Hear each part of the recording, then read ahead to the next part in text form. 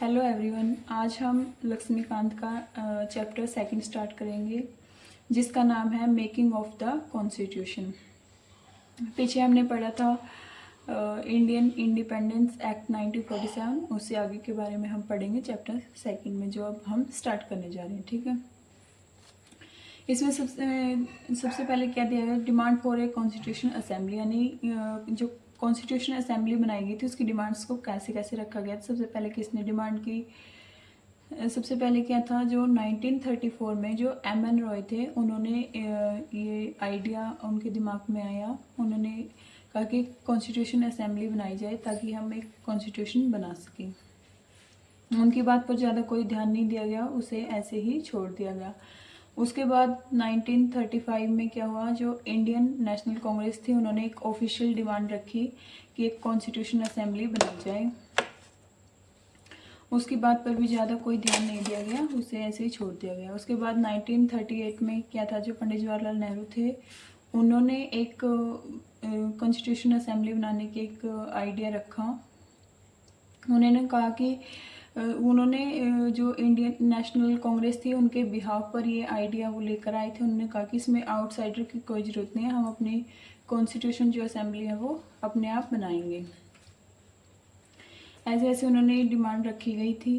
फिर क्या हुआ, जो 1940 में एक अगस्त ऑफर आया, जिसमें क्या था कि जो ब्रिटिश थे, उन्होंने जो फर्स्ट वर्ल्ड वॉर हो रहा था उसमें उनकी डिमांड्स को माना नहीं था।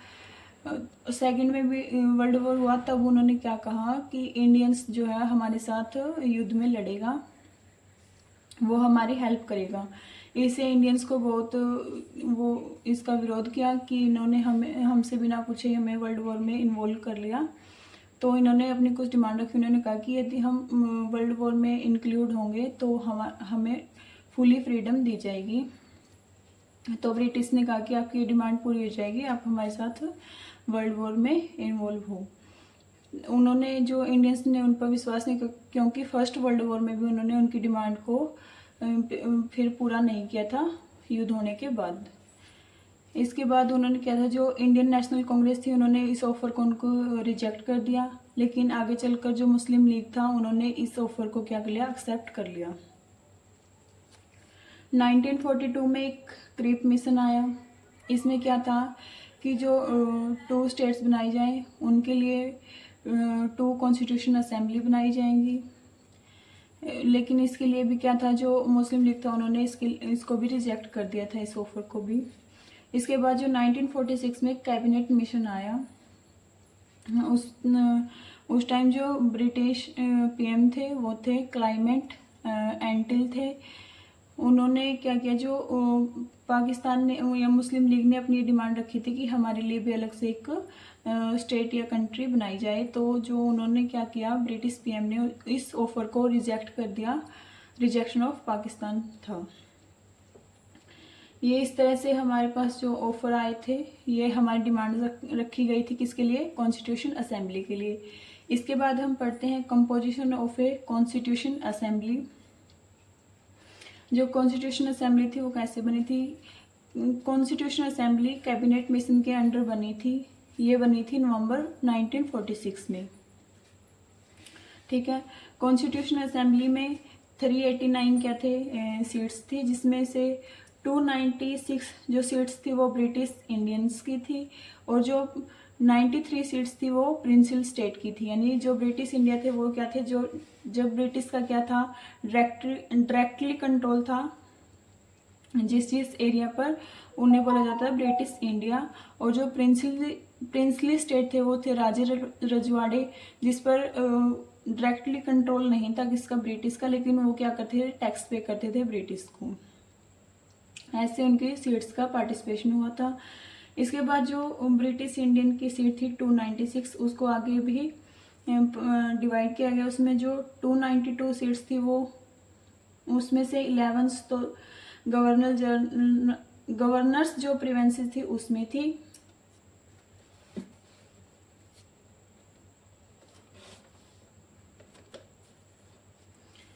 जो 11 सीट थी वो गवर्नर्स प्रोविंसेस की थी, जिसमें Madras, Bombay, UP, Bihar, central provinces, Orissa, Punjab, north west frontier provinces थी, सिंध, बंगाल और असम थी।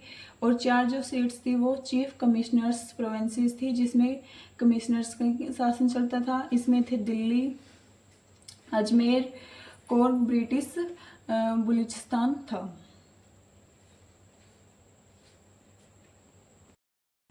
इसके बाद है रिप्रेजेंटेशंस, यानी जो एक सीट पर 1 मिलियंस पॉपुलेशन वोट करती थी, यानी एक जो 10 लाख जो लोग थे उसके ऊपर एक मेंबर क्या कर सकता था, इलेक्शन लड़ता था। ठीक है। इसके बाद 296 जो सीट्स थी उसे डिवाइड किया गया 3 कम्युनिटीज़ में। इसमें जो एक थी मुस्लिम, सिख और एक जनरल थी। ठीक है। इसके बाद representation for constitution assembly, frame the member of that community in PLA elected on A limited franchise, यानी इसमें क्या था, जिसके पास अच्छी प्रॉपर्टी थी, जो ज़्यादा टैक्स पे करते थे या जिसके पास हाई एजुकेशन थी, उन्हें वोट डालने का अधिकार था। वो वहाँ से सिलेक्ट होकर आए थे और वह क्या करते थे, जो ब्रिटिश इंडियन थे उनके लिए वोटिंग की गई थी उनमें वो सिलेक्ट करते थे या उनके द्वारा वोट किया जाता था ब्रिटिश इंडियंस के लिए। ठीक है। इसके बाद representatives provincial state by head of, इन जो प्रोविंशियल स्टेट थी उनके लिए जो मेंबर चुने जाते वो खुद चुनकर भेजते थे। इसके बाद partial elected partly nominated body, इसमें क्या था, जो 296 सीट्स थी वो इलेक्शंस हुए थे, जो 93 सीट्स थी वो प्रोविंशियल स्टेट ने उनको नहीं भेजा तो क्या रहेगी, खाली रह गई थी। जो 296 सीट्स थी वहाँ उस पर क्या हुआ, इलेक्शन हुआ। वो इलेक्शन जुलाई अगस्त 1946 में हुआ था। इसमें जो जीतते थे वो थे 208 तो जीती थी इंडियन नेशनल कांग्रेस ने, 73 जीती थी मुस्लिम लीग्स ने और 15 सीट्स जो अदर्स उसने जीती थी।